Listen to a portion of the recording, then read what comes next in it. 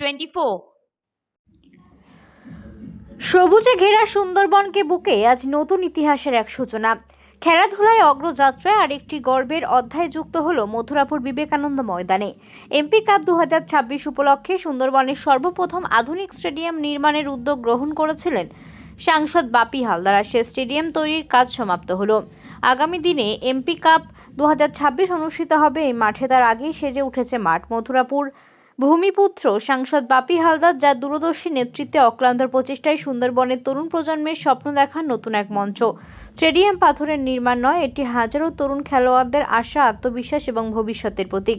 বড় বড় শহরের ঝলমলে মাঠ, আলোয় ভরা গ্যালারি এবং শুধু টিভির পর্দাতেই সীমাবদ্ধ ছিল স্টেডিয়াম তৈরির কাজ শেষ। এই স্টেডিয়ামের সুন্দরবনের মানুষ স্বপ্নের ঠিকানা, এবং যেখানে গ্রামের ছেলেমেয়েরা দূরের দিকে তাকিয়ে স্বপ্ন দেখবে, চোখের সামনেই দেখছে সম্ভাবনা দরজা খুলতে। এমপি কাপ 2026 শুধুমাত্র একটি টুর্নামেন্ট নয়, সুন্দরবনের আত্মবিশ্বাসের উন্নয়নের প্রতীক। গ্রাম বাংলা স্টেডিয়াম 2 তারিখ উদ্বোধন, কি বলবেন আপনি ক্লাবের লোক হিসাবে? আমি এই বিবেকানন্দ সভা সংঘের আজকের সেক্রেটারি সম্পাদক। 1950 সালে এই ক্লাবটা সৃষ্টি হয়েছিল। যারা সৃষ্টি করেছিল তারা আজকের আমাদের মধ্যে নেই, কিন্তু তাদের অনেক ইচ্ছা ছিল, অনেক স্বপ্ন ছিল। মাঠে স্টেডিয়াম হবে, পিছনে সুইমিং পুল হবে, অনেক কিছু স্বপ্ন ছিল। আজকের আমাদের সেই স্বপ্ন সফল হতে চলেছে। আমাদের মাননীয় সাংসদ বাপি হালদার মহাশয়, আমাদের ঘরের ছেলে, আমাদের গ্রামের ছেলে, সে আজকের এমপি হয়েছে। এমপি হওয়ার পরে তার স্বপ্ন ছিল এই মাঠটাকে সুন্দর করে একটা স্টেডিয়াম করবেন। এই স্টেডিয়ামে আরও রূপ বাকি আছে, অনেক কিছু করবেন উনি, ভাবনা চিন্তাভাবনার মধ্যে আছেন। সেই চিন্তাভাবনার মধ্যে এদিকে যেমন অভিষেক ব্যানার্জি, মমতা ব্যানার্জি ব্লক তৈরি হয়েছে, তেমন উল্টো দিকে আমাদের একটা ব্লক তৈরি হবে, একটা তৈরি হবে না, ব্লকের সঙ্গে সঙ্গে আমাদের একটা ওপেন স্টেজ তৈরি হবে, যেটা নিয়ে মাঠটাকে সুন্দরভাবে সাজাবে। ওনার একটা স্বপ্ন, উনি আজকের এই স্বপ্ন সফল করছেন। আমাদের পূর্বপুরুষরা ওনাকে যেমন আশীর্বাদ করছেন, আমরা ক্লাবের তরফ থেকে ওনাকে ধন্যবাদ জানাই। এই নিয়ে আমরা আনন্দে সুন্দরভাবে থাকবো, এটাই আমাদের পাথেয় করে থাকবো, এটাই আমরা চাই। আপনার নাম? দেবদাস মণ্ডল, সম্পাদক, বিবেকানন্দ সভা সংঘ, কৃষ্ণচন্দ্রপুর। ইতিমধ্যে দেখা যাচ্ছে সুন্দরবনের প্রত্যন্ত এলাকা স্টেডিয়াম কি জিনিস মানুষ শুধু টিভিতে দেখতো বা করবার শুনতো।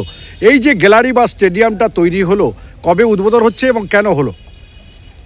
এইটা হচ্ছে আমাদের মথুরাপুরের সাংসদ বাপি হালদার মহাশয়, তিনি এই সুন্দরবনকে উপহার দিলেন একটা স্টেডিয়াম। তাই এলাকার মানুষ, সর্বস্তরের মানুষ খুব খুশি, এবং এটা উদ্বোধন হবে 2 তারিখে। 2 তারিখে আমাদের খেলা উদ্বোধন। তো এটা আমরা যে উপহার পেয়েছি, এটা আমরা বাপি হালদারকে প্রথমে ধন্যবাদ জানাই। তার সাথে সাথে এই এলাকায় একটা সাড়া পড়ে গেছে। সুন্দরবন জেলার যে স্টেডিয়ামটা হচ্ছে, এই প্রথম কৃষ্ণচন্দ্রপুর মাঠে, বিবেকানন্দ মাঠ, ওরা মাঠটা দান করেছেন। তার সাথে এলাকার মানুষ উত্তাল হয়ে আছে 2 তারিখের অপেক্ষায়। এটা তো আজকের মোটামুটি আপনাদের কাজটা সম্পূর্ণ হয়েছে, একদম 95% হয়ে গেছে, সামান্য একটু বাকি আছে, আজকের মধ্যে কাজ কমপ্লিট হয়ে যাবে। ইতিপূর্বে মানুষ কিন্তু স্টেডিয়ামটার সম্বন্ধে যে আগ্রহ ছিল, কি মনে হচ্ছে এই স্টেডিয়ামে কি মানুষের আরও খেলা দেখার আগ্রহ বাড়বে?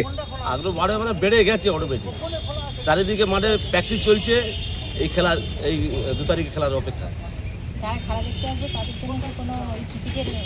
অনেক না, কোনো টিকিটের মূল্য নেই। আমাদের এমপি সাহেব কোনো একটা টাকা নেয় না। আমরা টিকিট করা হয়েছে, কিন্তু বিনা পয়সার টিকিটগুলো দেওয়া হবে, কারণ আমাদের লোক সংখ্যা যতটা ধরবে আমরা তত টাকাই ধরাবো, বাদবাকি সব বাইরে থাকবে। তার সাথে প্রাইজের ব্যবস্থা আছে, ফিস থেকে শুরু করে, টিভি থেকে শুরু করে, মোবাইল থেকে শুরু করে প্রচুর।